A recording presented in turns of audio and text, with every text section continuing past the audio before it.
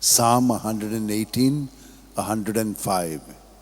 Your word is a lamp for my steps and a light for my path.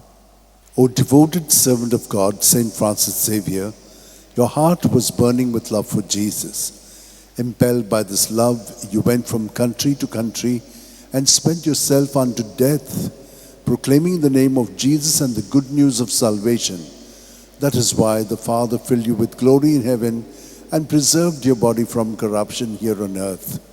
Filled with joy for these unique gifts, we join you in praising the Father, and now we ask your intercession for ourselves. You may pray for whatever you want through the intercession of Saint Francis Xavier.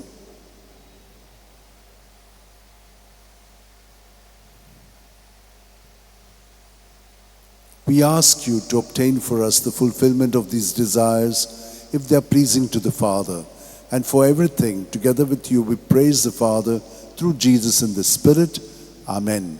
And may Almighty God bless us, the Father, and the Son, and the Holy Spirit. Amen.